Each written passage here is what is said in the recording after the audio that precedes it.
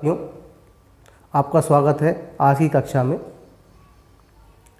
आज हम वैवाहिक जीवन और उससे संबंधित पहलुओं पर चर्चा करेंगे, विशेषकर संबंध विच्छेद को लेकर के।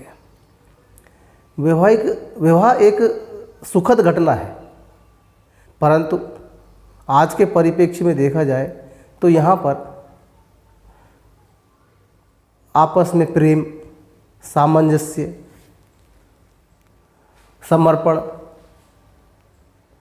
सौहार्द आदि की कमी के चलते कई बार अलगाव की स्थितियां पैदा हो जाती हैं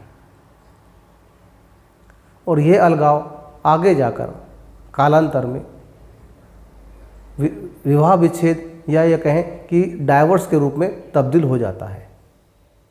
परंतु यह एक ज्योतिषीय घटना है। पूर्व जन्म के कर्मों का हमें परिणाम तो भुगतना ही है। पाराशर जी ने इस संबंध में बहुत सारे ज्योतिषीय सूत्र दिए हैं कि सप्तम भाव, सप्तमेश, विवाह का कारक शुक्र, सप्तम भाव की तुला राशि जो कि काल पुरुष की है, ये सब यदि पीड़ित हों तो विवाह विच्छेद होने की संभावना अधिकांश रहती है। इसी संदर्भ में जैमिनी जी के सूत्र की हम चर्चा करेंगे आज, कि जैमिनी जी ने भी अपनी जैमिनी सूत्रम में कुछ सूत्र दिए हैं। उनमें से एक है उपपद। उपपद से द्वितीय भाव जो है, उपपद या उपपद से द्वितीय भाव, वो यदि पाप प्रभाव में है तो विवाह विच्छेद हो सकता है, या पत्नी उसको छोड़कर जा सकती है, या उनमें से कोई भी संन्यास की स्थिति में आ सकता है। दूसरा इसी में यह है कि उपपद या उपपद से त्रिकोण में भी यदि कोई पाप ग्रह बैठा है तो भी विवाह संबंधित समस्याएं बनी रहती हैं। अब हम समझने का प्रयास करें कि उपपद है क्या। ज्योतिष प्रेमी अधिकांश को लोगों को पता है, लेकिन जो कुछ नए हैं उन्हें उपपद के बारे में जानकारी नहीं है। तो इसे समझने का प्रयास करें कि उपपद है क्या। उपपद, सबसे पहले हम समझें कि आरूढ़ लगन क्या है। यदि भाव से भावेश जितने आगे बैठा है, मान लीजिए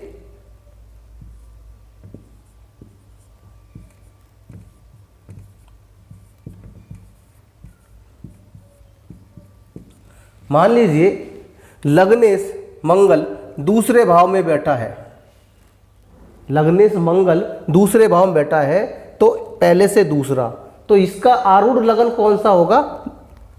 यहां से दो गिनेंगे, 1 2 आरूढ़ लगन।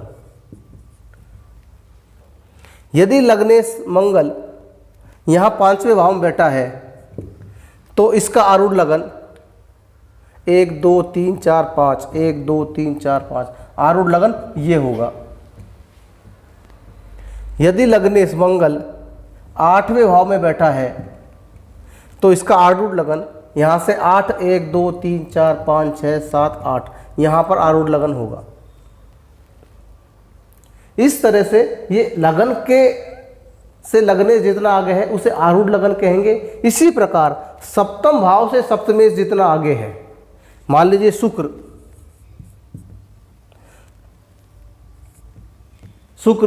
जो है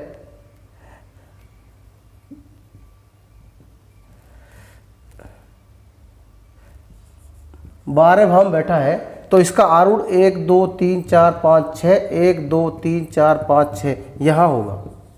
यानी कि कहने का तात्पर्य यह है कि भाव से भावेश जितना आगे बैठा है उतना ही आगे गिनने पर उस भाव का आरूढ़ या पद है। लगन के आरूढ़ को लगन पद या आरूढ़ लगन कहेंगे।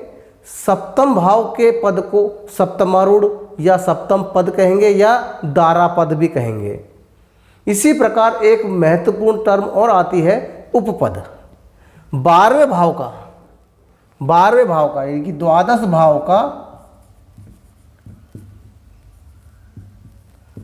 भाव का पद जहां पर है, यानी कि द्वादशेश अपनी भाव से जितना आगे बैठा है उतने ही आगे द्वादश भाव का पद है। यदि इसमें फिर भी कोई संशय हो तो आप हमारे डिस्क्रिप्शन बॉक्स में डाल सकते हैं। इसके लिए मैं आपको विस्तृत व्याख्या कर दूंगा, ठीक है। अब इसमें कुछ अपवाद हैं कि जैमिनी जी ने कहा है कि किसी भी भाव का पद उसी भाव में या उससे सप्तम भाव में नहीं होगा। किसी भी भाव का पद उसी भी भाव में या उससे सप्तम भाव में नहीं होगा, तो फिर कहाँ होगा? तो उन्होंने कहा कि यदि वो उसी भाव में आ रहा है तो वहाँ से 10 गिन लें। जैसे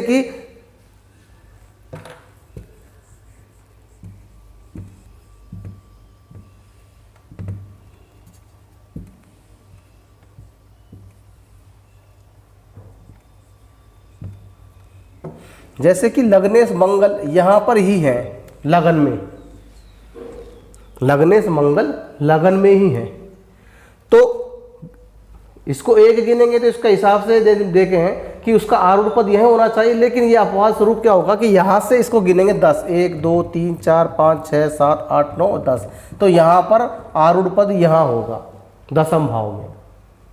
दूसरा अपवाद इसमें आ गया कि यदि लग्नेश चौथे में है, मंगल या लग्नेश, तो यहाँ से 1 2 3 4 गिनेंगे तो 1 2 3 4, या फिर सप्तम में आ रहा है तो सप्तम में भी नहीं हो सकता, तो यहाँ से 10 गिनेंगे, यहाँ से 10 गिनेंगे 1 2 3 4 5 6 7 8 9 10।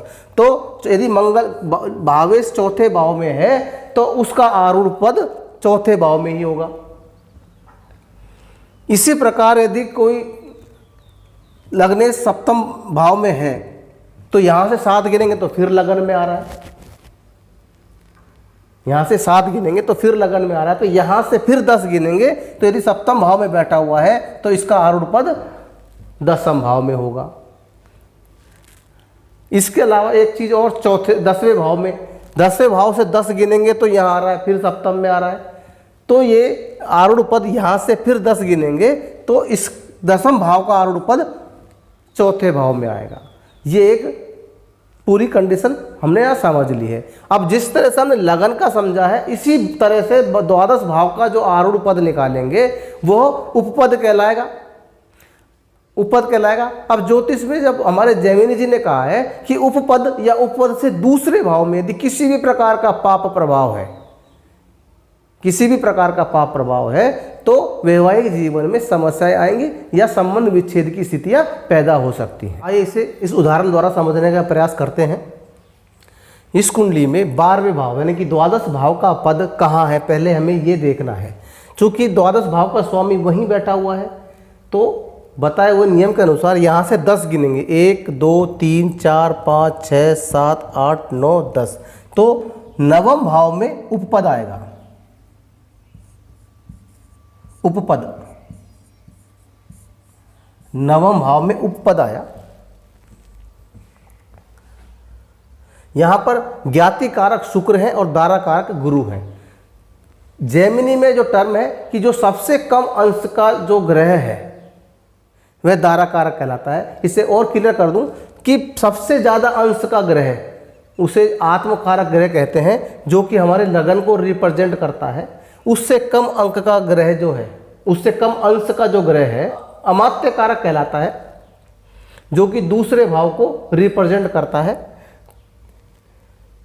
तीसरा भाव का जो उससे तीसरे नंबर का जो ग्रह है अंशों में, वह भातृ कारक कहलाता है, जो कि तीसरे भाव को रिप्रेजेंट करता है। उससे कम अंश का जो ग्रह है वो मातृ कारक कहलाता है, जो चौथे भाव को रिप्रेजेंट करता है। उससे छठे नंबर का जो ग्रह, वो 5वें नंबर का ग्रह है, वह पुत्र कारक कहलाता है, जो 5वें भाव के कारकत्व को रिप्रेजेंट करता है। और उससे कम अंश का जो ग्रह है वो ज्ञाति कारक कहलाता है, जो छठे भाव यानी कि शत्रु रोग ऋण जो भी है उनको रिप्रेजेंट करेगा। और सबसे कम अंश का ग्रह जो है वो 7वें भाव के कारकत्व को प्रदर्शित करेगा, जिसे हम दारा कारक कहेंगे। तो इस कुंडली में दारा कारक गुरु है और ज्ञाति कारक शुक्र है। यहां देखें उपपद से त्रिकोण में ज्ञाति कारक शुक्र बैठे हुए हैं, और ये शुक्र नवांश में दूसरे भाव में है। ये शुक्र नवांश में उपपद से दूसरे भाव में स्थित है। उपपद से दूसरे भाव से त्रिकोण में सूर्य, शनि और केतु स्थित है। सूर्य, शनि और केतु स्थित है। और दारा कारक जो कि विवाह का कारक भी है, वह सूर्य और शनि से पीड़ित है। इस जातिका का, जो ये महिला जातिका है, इसका तलाक हो गया है। ये दूसरा उदाहरण है। इसमें देखें, ये भी सिंह लगन की कुंडली है। इसके दूसरे भाव में गुरु और शनि वक्री हैं। 5वें भाव में चंद्रमा है। केतु और बुध भी वक्री है, 6ठे भाव में है। सूर्य, शुक्र, मंगल ये 7वें भाव में है और राहु 12वें भाव में है। इसका उपपद कहाँ आएगा? द्वादश से द्वादशेश, यानी 1 2 3 4 5 6, यहाँ से 1 2 3 4 5 6 उपपद यहाँ पर हमारे पास 10वें भाव में आया है। यहाँ देखें, उपपद से त्रिकोण में ज्ञाति कारक शनि और केतु और बुध बैठे हुए हैं। केतु और बुध की यहां पर दृष्टि है उपपद पर। उपपद से दूसरा भाव,